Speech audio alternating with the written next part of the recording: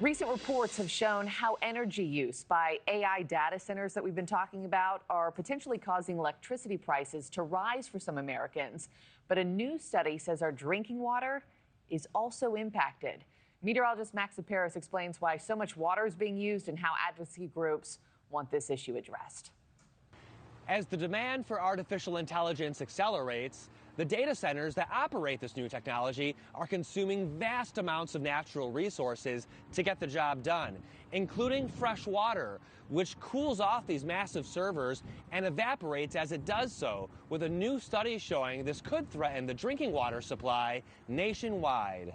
When you give AI a prompt, servers at data centers utilize enormous amounts of energy responding to them. As NewsNation has previously reported, the increased demand potentially causing some Americans' electricity bills to soar by up to 20%. This energy consumption generates heat, reducing the efficiency of these servers. So to counter that, data centers use incredible amounts of fresh water to cool them off, which could be threatening the water supply. According to new research from Purdue University, an average data center uses 300,000 gallons of water every day, enough to supply 1,000 homes, with 2/3 of new data centers being built in water-scarce regions like Arizona and Texas.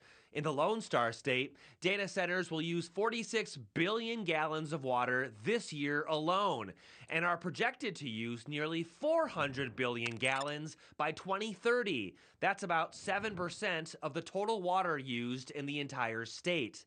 But a spokesperson for the Data Center Coalition believes these concerns are being addressed, saying the data center industry prioritizes efficient water practices and responsible management.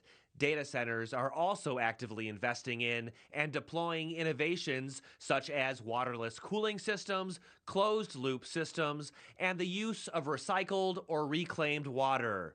In Illinois, more than 200 data centers have already been built or are in development as the AI industry continues exploding, which is an alarming trend according to a Great Lakes advocacy group based in Chicago. We're on a collision course for competing water uses here in the Great Lakes region. So even though we're surrounded by this abundance, lots of folks are looking to tap into that abundance. And it's critical that we get a handle on where we're headed with this water use before parts of the industry make those decisions for us.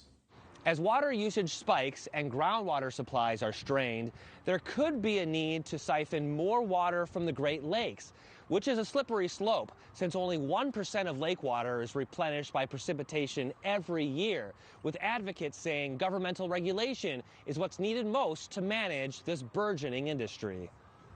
All right, Tsaparis, thank you so much. Thank you for watching. Subscribe below and download our NewsNation app right now on your phone, and you will get fact-based, unbiased news for all Americans.